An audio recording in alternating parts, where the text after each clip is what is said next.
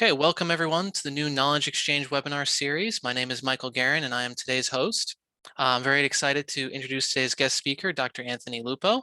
Dr. Lupo's professional career spans 20 plus years as a professor and researcher in the education sector. Dr. Lupo is currently a professor and undergraduate degree program coordinator at the University of Missouri. In today's webinar, our focus will be on the journey Dr. Lupo took to become the esteemed professor we all know him as today. In terms of format, we'll ask that all of our audience members try to remain on mute, but we encourage you to submit questions via the Zoom chat, and we will try to get to as many of your questions as we can at the end of the webinar. And without further ado, Dr. Lupo, the floor is yours. Well, hello, Michael. I'm glad to be with you here today. And of course, I can certainly talk about what it took to get here, to be a professor of atmospheric science. And of course, like a lot of us in meteorology, the first thing that captured my interest was severe weather, severe thunderstorms, the big tornado outbreak of 1974. And of course, where I grew up in upstate New York, we had a lot of snowstorms and lake effect snow events.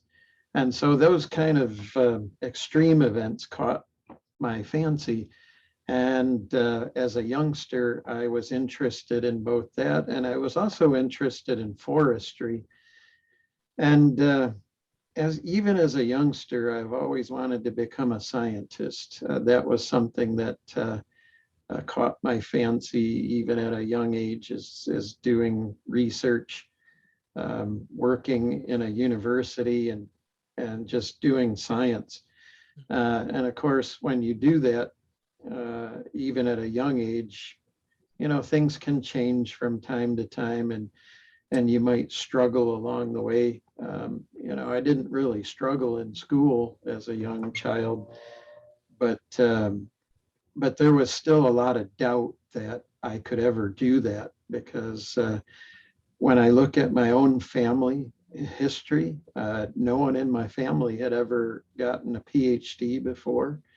And so the thought that I could do it was kind of scary, or if you will.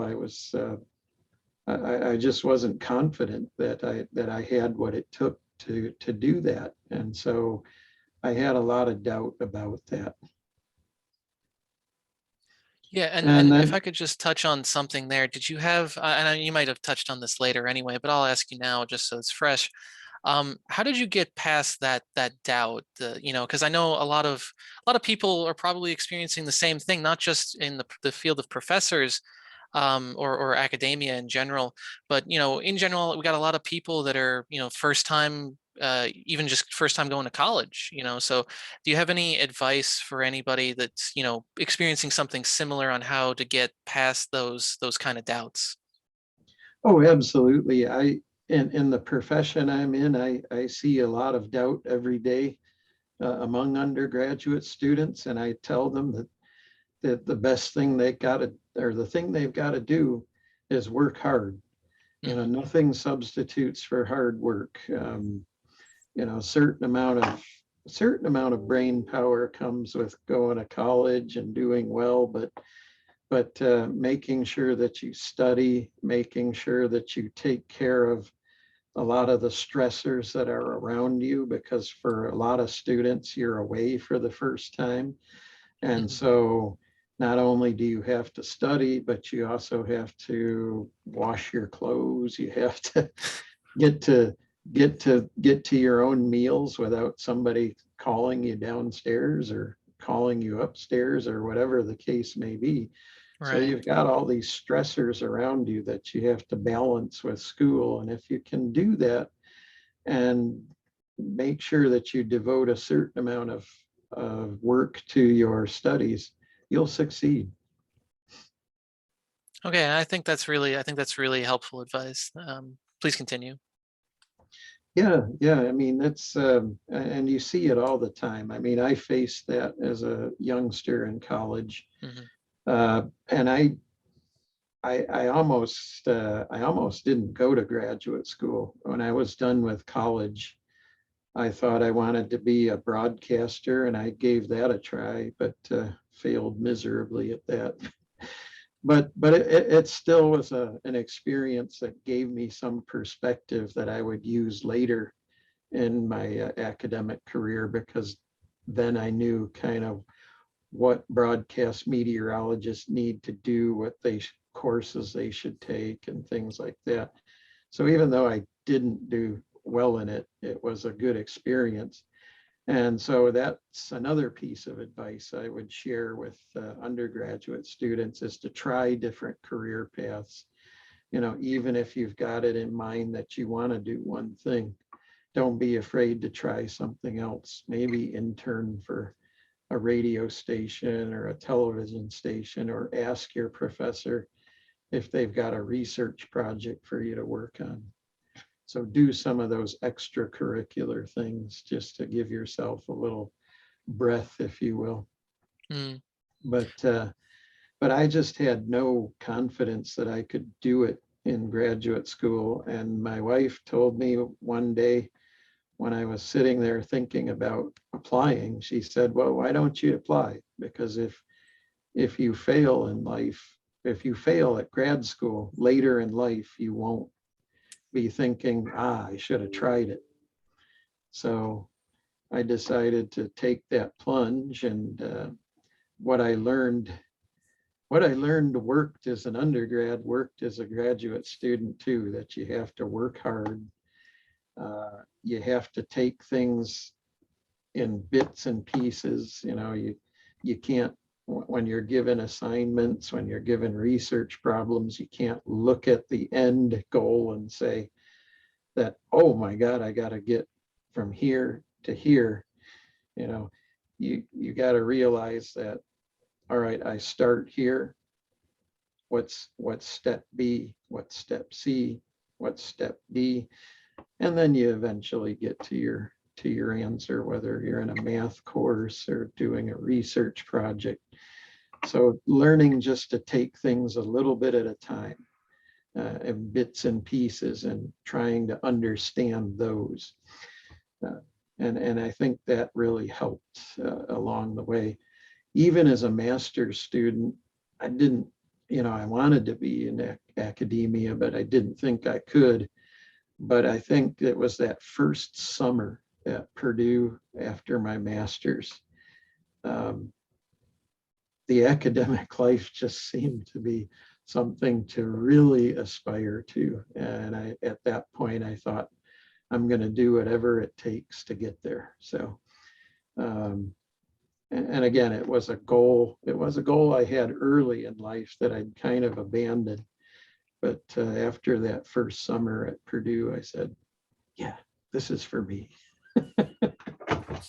So Yeah, and I think it's so important to hear, not just in general, but from you especially, tenured professors such as yourself, that there wasn't some kind of, you weren't like some special case, or you had some, like, photographic memory or something else, crazy advantage, but you worked hard and you became a professor. I think that's important for again, not just to becoming a professor, but I think in any career really, that if you work hard and you persevere and you keep going, that I think that's an important lesson that a lot of people today forget, because especially my generation, I can speak to this. We kind of want our instant gratification, and that's not how life works 99 out of 100 times. no, And it yeah, isn't. It yeah. isn't. And of course, I mean, you've gone through undergraduate yourself. Hmm.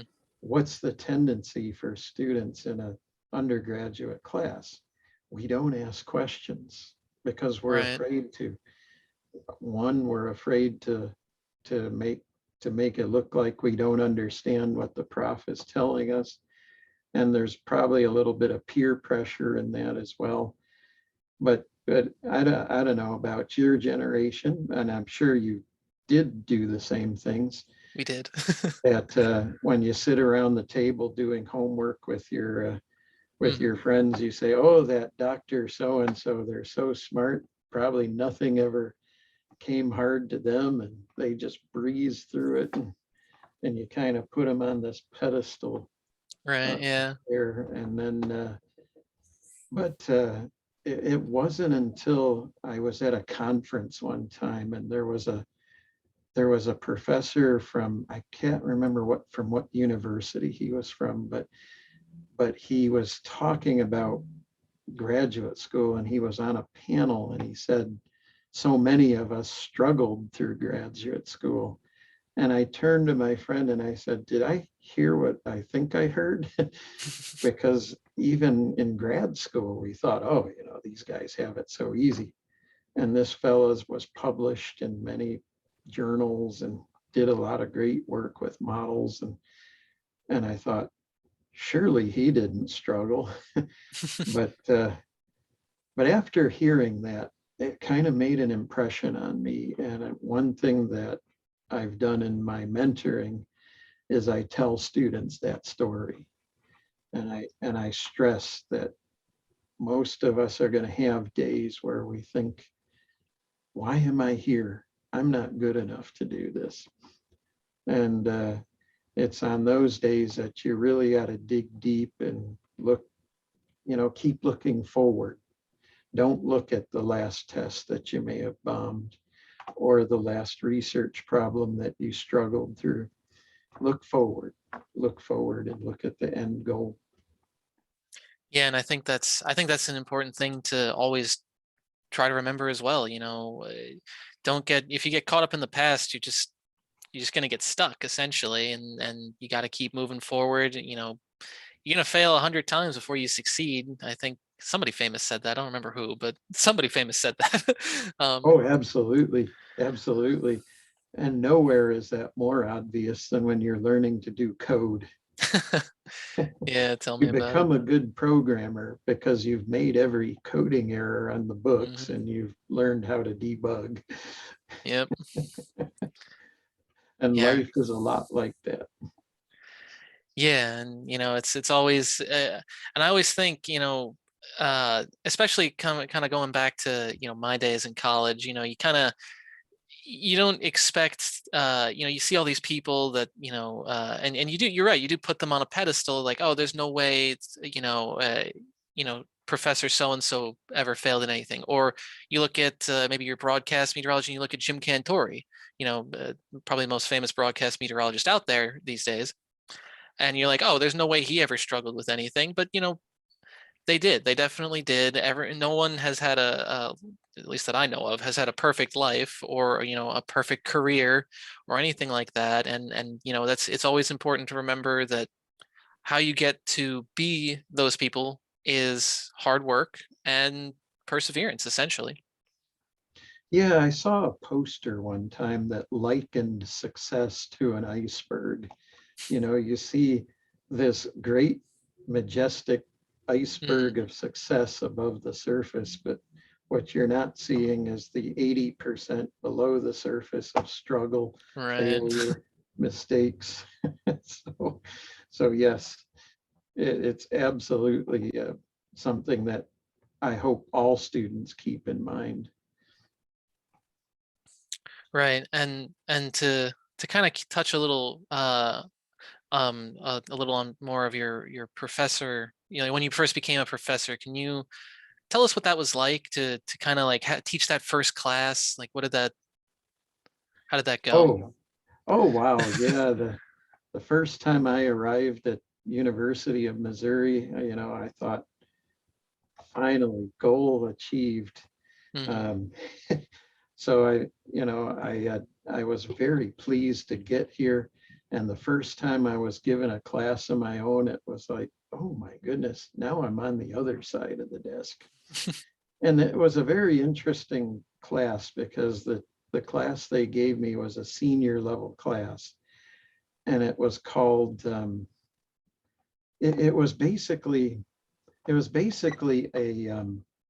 an introductory class with muscles. So it was basically an intro class that you might teach senior non-majors who are thinking of coming into meteorology for, Hmm. say, grad school or something like that. So I had all seniors in my class. These students had all known each other for so long, and so I think they were thrilled to see somebody younger in the classroom, because the faculty at the time here at the University of Missouri was all retirement age. and and so they embraced me pretty quick, and I think that was an excellent experience to have that first class with a bunch of seniors like that. Many of them went off and did good careers and did good things. And it was in that class that I had one of my first successes that would later come back and let me know that it was a success, because I ran into a student who was like myself, full of a lot of doubt that they could do what they wanted to do, that they could make it through a master's program. And he said nobody had given him a chance. And I sat down and talked to him, and he went off to Texas Tech and did a master's project, and now has had a strong 25-year career in Wow. meteorology. And I can remember when he said it, I couldn't have done this without talking to you. And those are the kind of days that make this job worth it. Yeah, and I'll, that's the whole reason we're here doing this webinar right now. We're hoping to reach that, even if it only reaches one person, that's what we're trying to do essentially. And now to kind of get back to the webinar, do you have any advice for people that are, that maybe they're trying to become a professor, trying to get into academia in some way, shape, or form? Do you have any advice for them on how to deal with how to get into academia, and B, once they're there, like, how to proceed from there, essentially? I don't know if that you can ask follow up on that if I'm a little unclear on that. Oh, absolutely, absolutely. If you have it in mind that you want to get into academia, one of the things that I'd recommend is to develop a passion for some aspect of meteorology, whether it's severe thunderstorms, and like many undergraduates, I had a passion for severe thunderstorms, but or do a research project with one of your professors. Mm-hmm. Professors are always open to doing these things, whether you do a project that would help another graduate student as part of a grant, or you come up with your own research project for some phenomenon locally. Professors are always willing to guide you in doing that. So, look into something, develop a passion for it, because that's what's going to drive you in graduate school. And again, I showed up at grad school and said to my professor, I'm interested in severe weather. And he said, no, you're not, because the grant pays for researching mid-latitude cyclones. So that's what my master's project was on. But in the course of doing mid-latitude cyclone research, I caught on to the phenomenon of atmospheric blocking, and that animated my career from there. But once you get into academia, it's important that you find some balance between life and work, because getting tenure is not an easy thing. And I think the bar for getting tenure is getting higher.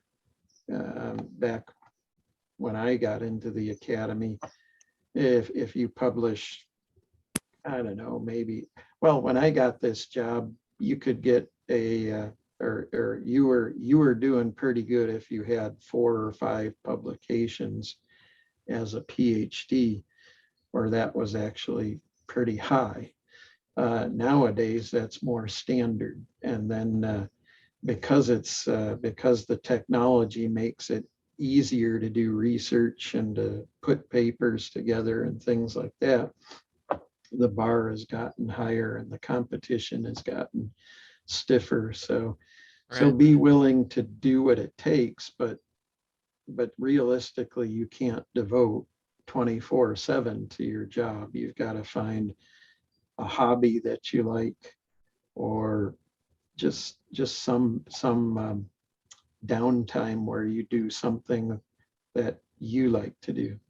And that's important to keep that balance and to just keep working along, pace yourself. And but getting tenure is the same as getting degrees. It's a lot of hard work and perseverance.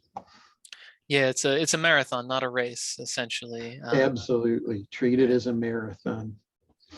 Yeah, and it's also, that's something, it's funny you mentioned the balance between work and life. That's something our previous guest, Steve Bennett, talked about, something that kind of affected him in his early career, where he had to move on from a job he liked because it just wasn't giving him any, his schedule was all whacked up and he didn't have any social life to speak of. So it's, some people have that ability to not have a social life, but most of us don't.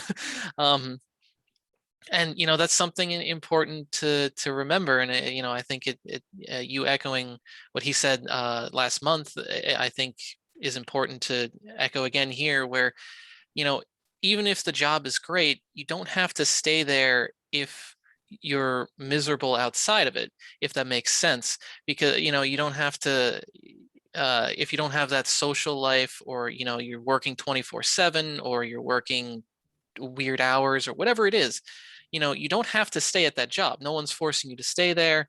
um you can find something else, and it might take a couple of tries even to find what you're really looking for, but eventually you'll find it. And that's something that I think people, and especially my generation, tend to forget, is you don't have to stick with something if you're absolutely miserable. Oh, absolutely. And in any kind of these jobs, it's not a competition to see how much you can achieve. Right. A lot of it is networking, cooperation, Hmm. working with others. Um, and we're social creatures. We crave that contact with other people, but you have to remember those things. And another thing to remember is that whatever job you do, you want it to feel like it's not a job. Hmm. And if it doesn't feel like it's a job, you're in the right place. I could do this job, and I will never tell Mizzou this. I'd do it for free if I could have all my food and everything else taken care of. But I'll never let Mizzou know that. But that's the thing is, Hmm. if you're working at something that you don't feel is a job, you're going to be happy a long time. Right, and that's the key. That's what everybody's really driving towards, and everyone's hoping to get to that point. And um, unfortunately, we're running low on time here, so I'll just head to the questions and ask one question here, and then we'll close things up. So, um, what do you think was the biggest obstacle that you faced in becoming a professor? Oh, the biggest obstacle in becoming a professor was the same as at lower levels. Just, can I do it? Do I have what it takes? Okay, and obviously we already touched on that. That essentially the way to get around that, hard work and perseverance, and essentially never give up.